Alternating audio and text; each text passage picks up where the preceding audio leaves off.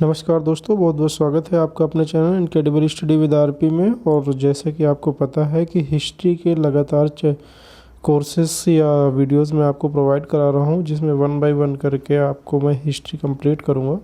और ये हिस्ट्री आपके UP PCS, ROA, RO, net, JRF और भी अदर कम्पिटिटिव एग्ज़ाम में जो भी आए हुए हैं उनकी जो प्रिपरेशन कर रहे हैं वो अच्छे से इस लेक्चर्स को तैयार कर सकते हैं, जो भी मैं आपको प्रोवाइड करा रहा हूँ। इससे आपकी अच्छी तैयारी हो जाएगी। कल हमने हड़प्पा सिविलाइजेशन यानी इंडस वैली सिविलाइजेशन के बारे में बात करी थी। आज चैप्टर 3 है ताम्रपाषाण काल, कैलकुलिथिक एज। और ये आपको मैं बता दूं, ये प्राचीन भारत में पढ़ा रहा हूँ। तो इसमें चलिए स्टार्ट कर देते हैं, वीडियो नहीं तो बहुत लंबा हो जाएगा। तो जैसा कि आपको पता है, बहुत सारे कम्पिटिटिव एग्जाम्स में क्वेश्चन पूछा जाता है कि मनुष्य ने सर्वप्रथम किस धातु का प्रयोग किया था।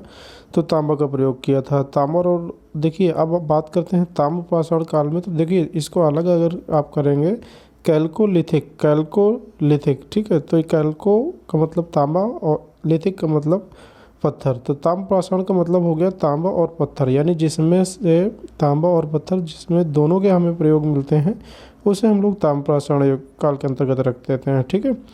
इसमें हमें ये भी देखने को मिलता है पशुपालन, खेती, स्थायी जीवन होता था उस समय, ठीक है। ज़्यादातर काले लाल मृतभांड का प्रयोग हुआ, ये इम्पोर्टेंट है जी। का क्वेश्चन यहाँ से बनता है कि किस प्रकार के मृतभांडों का प्रयोग हुआ था। मृतभांड समझ सकते हो ना, एक तरह से पॉटरीज यानी मिट्टी के जो भी बर्तन बने होते थे, तो उसमें काले और लाल रंग का प्रयोग अधिक मिला है। गेहूँ, धान, दालों के कृषि में प्रयोग कुषण हो गए थे। अब एक क्वेश्चन मैं आपको बताता हूँ कि जैसा कि मैंने आपको बताया था कि हड़प्पा सिविलाइजेशन में दालों का प्रयोग नहीं होता था, लेकिन अब यहाँ पर आप देखेंगे तो यहाँ पर देखिए ताम्रपाषाण काल में दालों का भी प्रयोग के पर्याप्त जो है साक्ष्य मिले हुए हैं। अलग अलग जगहों पर अलग अलग लोगों का समूह पाया गया जो पत्थर और तांबे का प्रयोग करते थे। रहन सहन, खान पान एक जैसा था, इसलिए इसे एक संस्कृति की संज्ञा दी गई। तो इस चीज़ को थोड़ा ध्यान दीजिएगा, जो मैं बात बता रहा हूँ कि अलग अलग जगहों पर अलग अलग लोग थे, और जो भी लोग थे उनका जो काम था मेनली एक ही था, यानी पत्थर और तांबे यानी स्टोन और ब्रॉन्ज का यूज़ करके वेपन्स के थ्रू शिकार करना या जो भी काम करते थे वो करते थे। और लेकिन इससे क्या होता कि एक संस्कृति डेवलप हो गई थी वहाँ पर। तो ऐसे भारत में 3 प्रमुख संस्कृतियाँ पाई जाती हैं। तो वैसे तो बहुत सारी संस्कृतियाँ हैं, मैं आपको अभी बता देता हूँ कौन कौन सी संस्कृतियाँ हैं जो आप इसमें पढ़ सकते हो।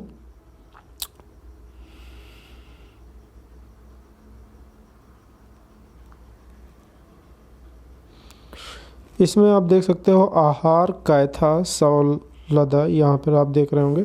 ताम्रपाषाण संस्कृतियों में आहार, कायथा, सवलदा, प्रभास, मालवा, रंगपुर, जोरवे, ये सारी संस्कृतियों का इसमें अध्ययन करना है, लेकिन बहुत बड़ा वीडियो हो जाएगा, इसलिए सबका नहीं अध्ययन करेंगे। इसमें आहार इम्पोर्टेंट है आपके लिए, मालवा इम्पोर्टेंट है जो भी यूपी पीसीएस की तैयारी कर रहे हैं आरओ की। तो कायथा के बारे में आप पढ़ लीजिएगा, जोरवे के बारे में पढ़ लीजिएगा, ठीक है। तो चलिए अब वन बाई वन करके स्टार्ट करता हूँ। इसके बाद मेन रूप से देख सकते हैं जो दक्षिण पूर्व राजस्थान में पाई गई है। दक्षिण पूर्व राजस्थान में आपको आहार संस्कृति के बारे में पढ़ेंगे। ये बनसवली संस्कृति, बनसवली संस्कृति के नाम से भी जानते हैं क्योंकि बनस नदी के किनारे स्थित है। आहार और गिलुंड इसके प्लेसेस हैं। मालवा संस्कृति जो 1700 से 1200 के बीसी के आसपास टाइम पीरियड माना जाता है। मालवा को ही हम लोग कायथा संस्कृति भी कहते हैं, ठीक है। तो इसमें कायथा, एरण, नवदा टोली, महेश्वर, ये कुछ जगह इंपॉर्टेंट है। पश्चिमी महाराष्ट्र में यहाँ से कह सकते हो कि एक तरह से हमें एविडेंसेस मिले हैं। जोरवे संस्कृति जो का टाइम पीरियड 1400 से 700 बीसी, कहीं कहीं पर 1500 से 900 बीसी भी मिलता है, बट ठीक है, चलता है। आप हिस्ट्री है, उसमें बिल्कुल फैक्चुअल डेटा तो नहीं मिल पाता है एंशिएंट का। तो पश्चिमी महाराष्ट्र में जारवे हो गया, दाइमाबाद, इनाम गाँव, नासिक, चंदौली, नेवासा, तो ये कुछ हो गए जो हमें वेस्टर्न महाराष्ट्र से मिलता है। वेस्टर्न यूपी तो मेन देख सकते हैं महाराष्ट्र, यूपी और राजस्थान के आपका साउथ ईस्ट हो गया, और इधर साइड यूपी में पश्चिम से हो गया, महाराष्ट्र में आपका पश्चिमी महाराष्ट्र हो गया, ठीक है। अब इसके आगे चलते हैं। अब आहड़ संस्कृति के कुछ इम्पोर्टेंट फैक्ट देखेंगे जो एग्जाम में पूछे जा सकते हैं। यह बनास वैली कल्चर का हिस्सा है, यह राजस्थान में है। एडवांस बस्ती वाले तांबे गलाने की फैक्ट्री तक ये आहड़ संस्कृति में, ये भी आप ध्यान रखना है कि एडवांस बस्ती थी उस समय की। तांबे गलाने की फैक्ट्री भी पाई गई। तांबे के उपकरण सर्वाधिक प्राप्त हुए यहाँ से। ताम्रवती, ताम्रनगरी या ताम्रवती के नाम से भी इसको हम लोग जानते हैं। कपड़े की छपाई भी होती थी उस टाइम। यहाँ से कपड़ों की छपाई के ठप्पे मिले हुए हैं, तो जिसे यानी आहड़ नामक जगह से कपड़ों की छपाई के भी साक्ष्य मिले हुए हैं। ठीक है, रंगाई और छपाई के काम होते थे। ये बहुत फेमस स्थल है बनास वैली संस्कृति। ठीक है, यानी कि ये बहुत आहड़ जो है बहुत ही फेमस जगह है बनास वैली संस्कृति का। अपने आप में आहड़ संस्कृति के नाम से जाना जाता है। यहाँ के घर पत्थरों के बने मिले हैं। गंदे पानी की निकासी के लिए चक्रकूप प्रणाली, तो ये पूछा गया है क्वेश्चन, चक्रकूप प्रणाली का प्रयोग कब हुआ था, तो ये भी आप देख सकते हैं कि आहड़ संस्कृति में हमें देखने को मिलता है। आहड़ के लोग पहाड़ी क्षेत्रों से पत्थर निकाल कर अपने घरों को बनाते थे, तो देख सकते थे। ठीक है, और इसके आगे देख लेते हैं गिलुंड। गिलुंड से क्या है, अग्नि के हमें मेन रूप से साक्ष्य मिलते हैं। HD संकालिया ने गिलुंड को बनास संस्कृति का स्थल भी घोषित किया है। यहाँ पर पत्थरों के उपकरण तांबे की अपेक्षा अधिक पाए जाते थे। ठीक है, नेक्स्ट पॉइंट है, यहाँ के लोग मिट्टी के घरों में रहते थे। गिलुंड ये संस्कृति भी, ये गिलुंड भी एक तरह की संस्कृति ही। ठीक है, फिर इसके बाद बात करते हैं मालवा अथवा कायथा संस्कृति। इसमें आप देखेंगे मालवा अथवा कायथा संस्कृति में 2400 से 17 BC इसका टाइम पीरियड है। कायथा ये अपने आप में एक संस्कृति के रूप में जानी जाती है। इसके बाद आगे देखते हैं अगला पॉइंट। यह इतनी एडवांस और डेवलप्ड थी कि इससे एक अलग संस्कृति के रूप में जाना जाता है। यानी मालवा संस्कृति और कायथा संस्कृति, ये दोनों जगह इतने ज़्यादा डेवलप हो गए थे कि यहाँ पे जो लोग रहते थे एक अलग संस्कृति का नाम दे दिया गया है। VS वकड़कर को कायथा संस्कृति की खोज का श्रेय जाता है। 1964 में खुदाई कराई थी, तो ये पूछ सकता है कायथा संस्कृति की खोज का श्रेय किसे जाता है, तो VS वकड़कर को। उन्नत किस्म के तांबे का भी प्रयोग होता था इसमें कायथा संस्कृति में।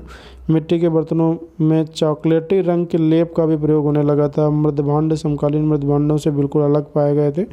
कपास उगाने का भी ज्ञान था इनको, यानी मालवा संस्कृति के, क्योंकि वहाँ पर थोड़ा एविडेंस के तौर पर चरखा भी मिला हुआ है। अब यहाँ पर क्वेश्चन बन सकता है सबसे अच्छे मृदभांड किस संस्कृति में प्रयोग होते थे, तो आपको ध्यान रखना है मालवा संस्कृति में होते थे। एरण जो संस्कृति है ये भी आपकी मालवा संस्कृति के क्षेत्र के अंतर्गत आती है। यह एक किलेबंदी बस्ती थी।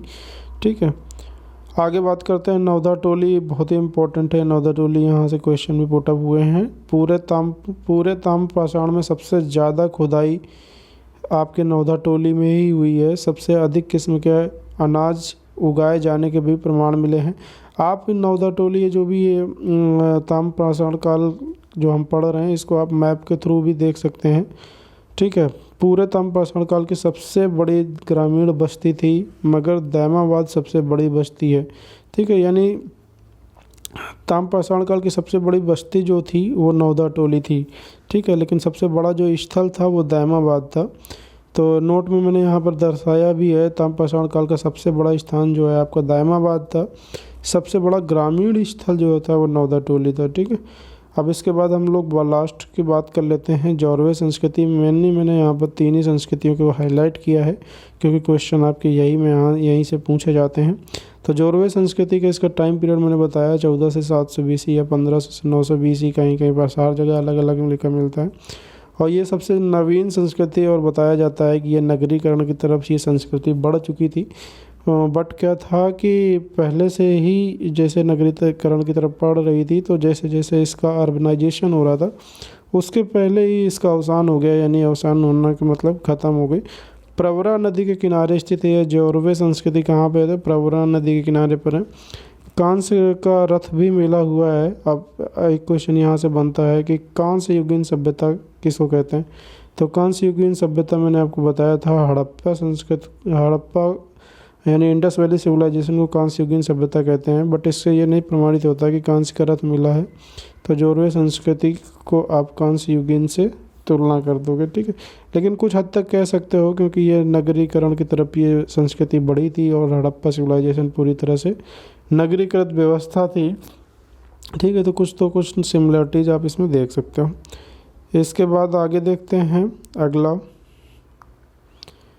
इनाम गांव। ये काफ़ी इम्पोर्टेंट प्लेस है इनाम गांव, तो इसको भी ध्यान देखते हैं। किलेबंदी बस्ती के साक्ष्य यहाँ पर ताम्रपाषाण काल में इनाम गांव से मिले हुए हैं। वर्ग विभाजन के भी साक्ष्य मिले हुए हैं।